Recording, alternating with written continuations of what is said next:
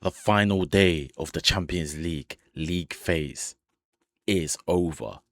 Implications, table going up, down, side to side, all the way around. It was a madness today.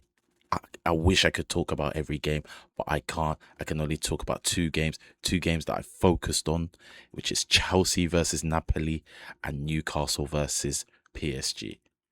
Two games with probably the biggest implications in terms of getting knocked out of the automatic qualifications, or getting knocked out of the playoffs overall, and just not even having a chance to be in the knockout phase.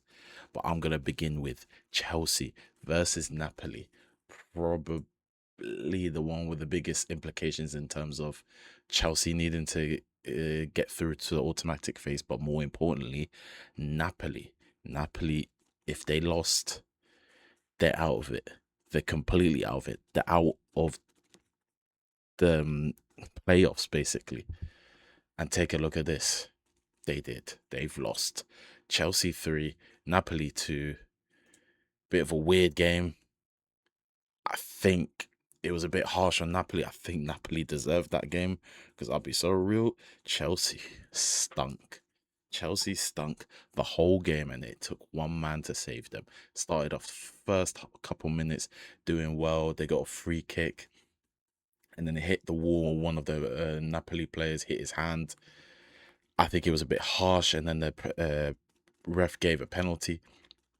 Fernandez, the only contribution in this game he had was scoring the penalty, and then Hoyland and Vergara scored before halftime, leading the game 2-1, and it was all Napoli in terms of the first half, even before the goal, just consistently giving them pressure, and just Chelsea looking flat overall. But then the second half came in, and it felt like same thing with Chelsea. Chelsea moving a bit flat as usual, and then the second half also Napoli moving a bit flat as well, mainly because they were winning 2-1, and I think they were becoming a bit more defensive.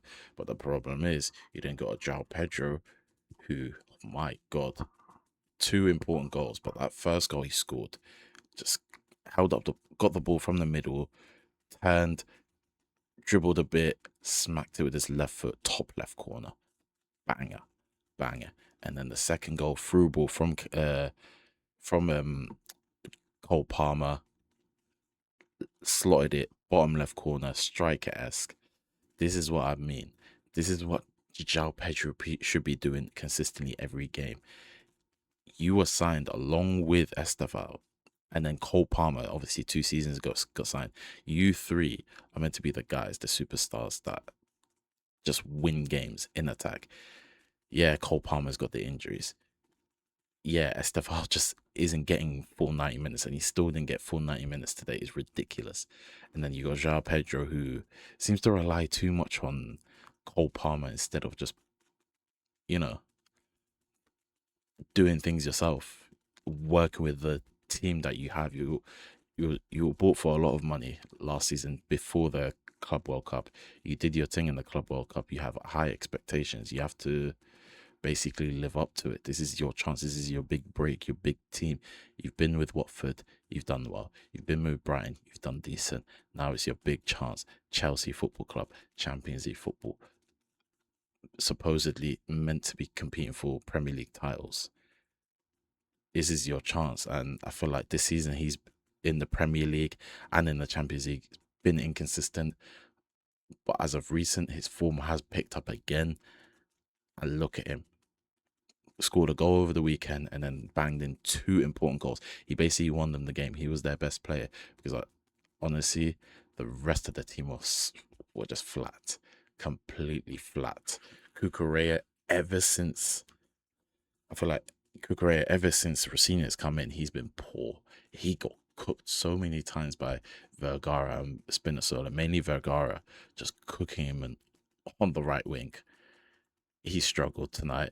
Fofana felt like he just joined preseason today.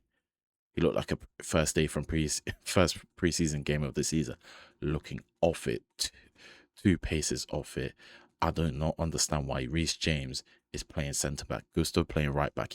Had a poor game. Should have started with Reece James at right back, and it would have made things easier. You had, and I understand having Fofana on and not playing Badiashile. Badiashile has been having stinkers recently. But why are you making it hard for yourself putting Reece James as a centre back when you don't need to? You had Chalobah available. He was fit and healthy. Should have just started him from the get go. When Chalobah came on, he for Fofana. Or was it for Fofana? I can't remember who it was. Oh, he came on full gusto, and then Reece James went right back. Yeah, I remember. All of a sudden, the centre back was defending was a bit more comfortable, and it helped with Fofana because Fofana, even though he looked like he was unfit, having a centre back partner who's not a centre back, you're gonna lack even more confidence. You're gonna struggle even more. Caicedo and Santos off it.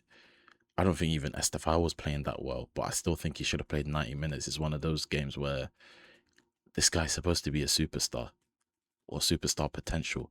I feel like it's one of those games where the superstar's not playing well. They need a game winner, 90th minute, 88th minute. That superstar gets in. Everyone forgets his performance. It felt like it should have been one of those games. Guess not. Neto was awful. Came off at half time. Cole Palmer came on, and I think even though you can see he's a bit slow, still struggling with his groin issue, at least he was playmaking. At least he was trying to get things done. And that's all you can ask for, basically.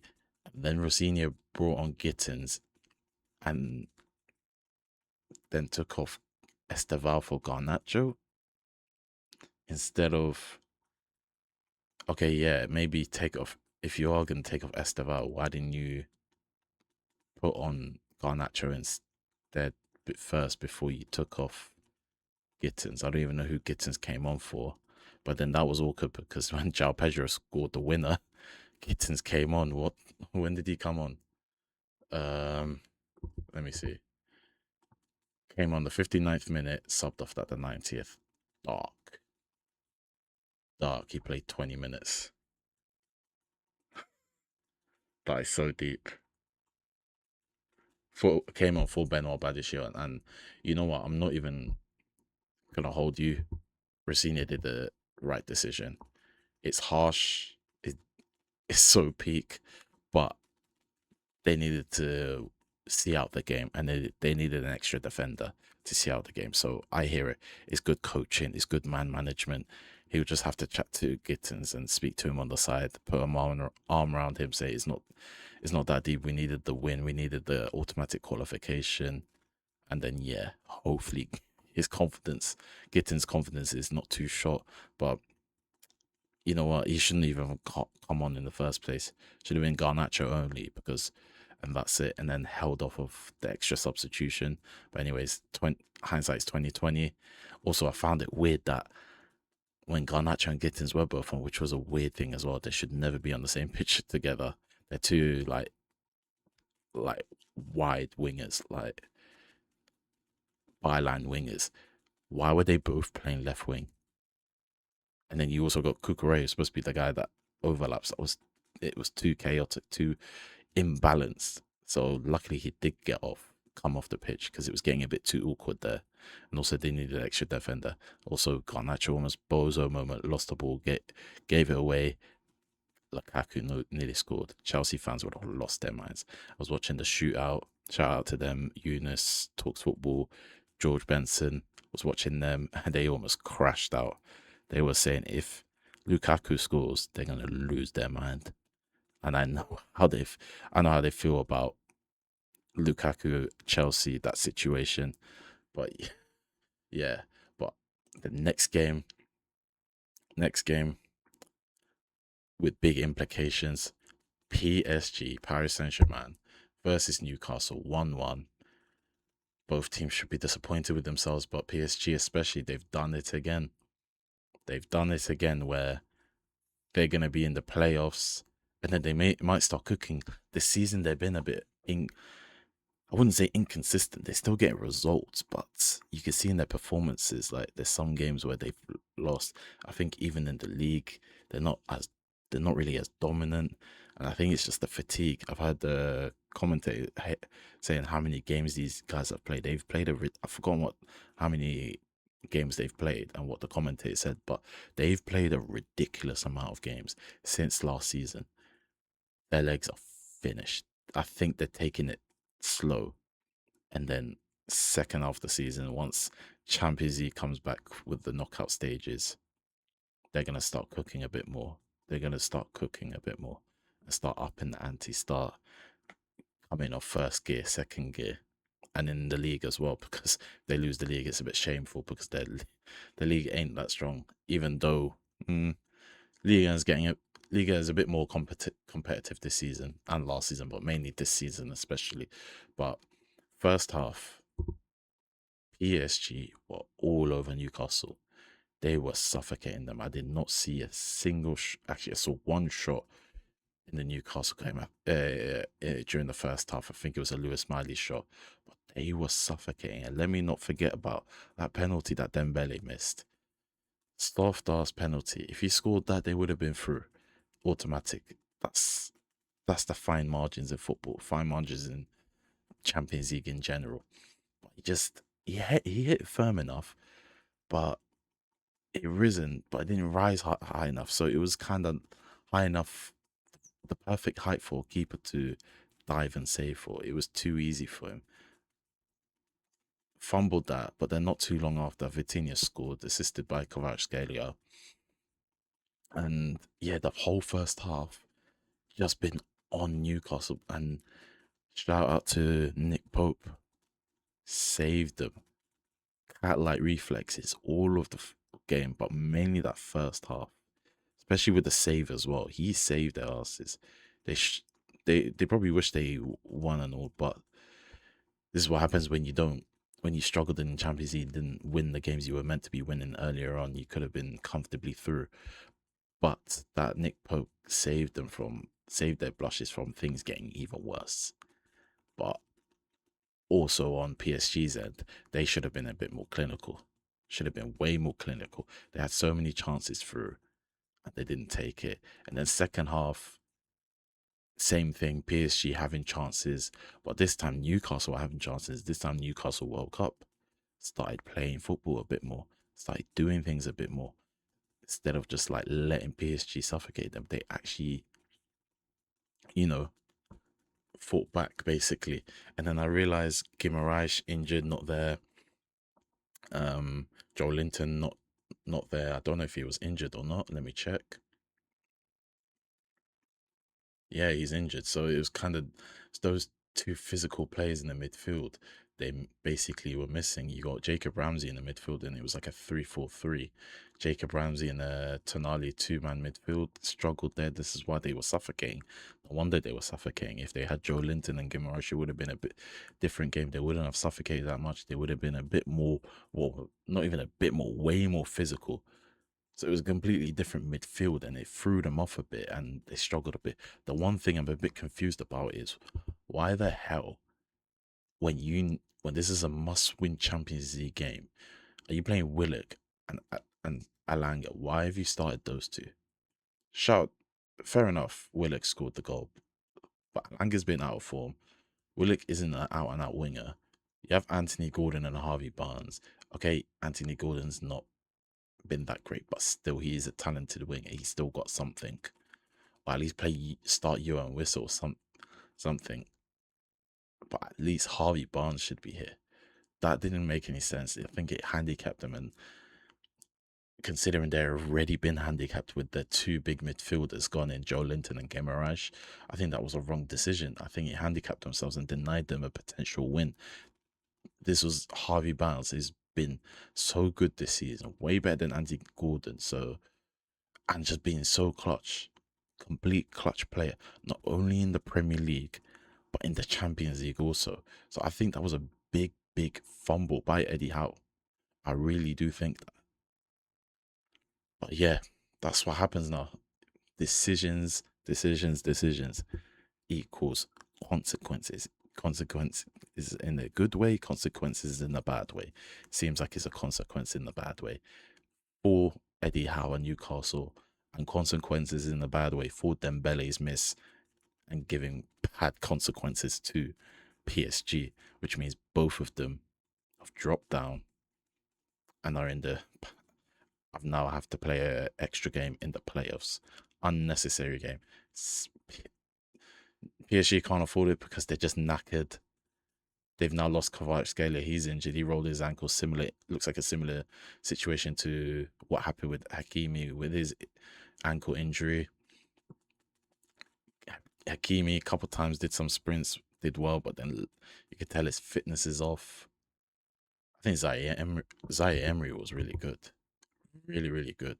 Like athleticism everywhere, up, down the pitch, defending, attacking. I think he was really good and he's proving himself. I think he's proved himself this game that he can play in midfield and he can be that consistent guy. Yeah, he's a young guy, but he struggled and he was a bit in and out of the team and then put as a makeshift left back. But I think he's trying to prove himself and he's done well. He's done a good shift. He's trying to prove himself to Luis Enrique. I'm gonna be that left hand side in midfield. I'm gonna take over from Fabian Ruiz. Fabian Ruiz, he's almost 30. I'm the young gun. Let me play there now. Fair play to him. And I'm a big fan of this player. But yeah, I just want to do one thing before we end it. Look at the Champions League table. I think first off, let me look at the fixtures and see basically the other games. Bayern 2-0 against Saint Gilloise. Oh, sorry, this is the wrong one. This one. Let's see the more important ones. Arsenal 3-2. I think it was Gyökeres, Martinelli, and Havertz scoring. Atletico stunk all season. Barcelona 4-1. That sounded like a crazy game. This is the other game I sort of half to watch. 4-2 Benfica. 2 red cards Real Madrid. I saw the players crashing out and stuff. And I think Rodrigo got sent off. I don't know who the other guy who got sent off. But then Benfica banged in a free kick last minute and their goalkeeper went out and he scored a header. They're going through because Marseille lost 3-0 and now Marseille have just completely knocked out Benfica. Were basically cooked because I think if Marseille was even drawing, Benfica was out of the playoffs. They weren't even going to have a chance, but now they're in the playoffs. Marseille is now completely out. They fumbled it, lost 3-0 to Club Bruges. Shameful for them. Inter's won 2-0. Tottenham 2-0. Considering how bad their season is, they've been, results-wise, been decent at Champions League. Playing-wise, they've been awful. God awful. Same in the Premier League, but they're somehow getting wins in the Champions League. Liverpool 6-0 against Karabag. Karabag still through anyway. It didn't matter the result. They were going through in the playoffs. Man City 2-0. They were already going through. I think Juventus are going through anyway. Don't know about Monaco. Whoever's watching this game, shout out to you. That's all I've got to say. This game we've watched, Bayern 2-1, but they were going through anyway. Chelsea managed to get through automatic, saved themselves, and then Saint Gilloise 1-0 against Atalanta. But yeah, that is the Champions League. League phase is done. I think it was really good, really fun. Not as fun as last season, but still, it was cold and it was fun. Oh yeah, forgot to look at the table. This is what the table is looking like. Arsenal they're gonna piss me off. They're gonna claim invincibles on this. I don't want to hear it from them. Bayern, Liverpool, Tottenham, Barcelona, Chelsea, Sporting, Man City.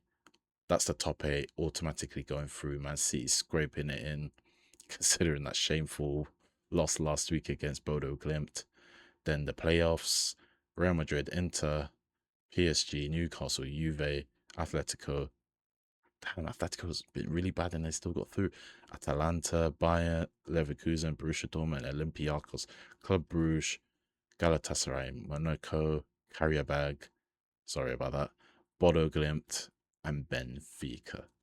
Marseille just about missing out because of goal difference. A lot of them missing out because of goal difference. And yeah, that's a lot this Champions League is still strong. There's a lot of big teams in it. This is what I like about this new format. But anyways, let me know what you guys think. This is a bit of a long video. Two games I've been reviewing. Like, subscribe, and peace.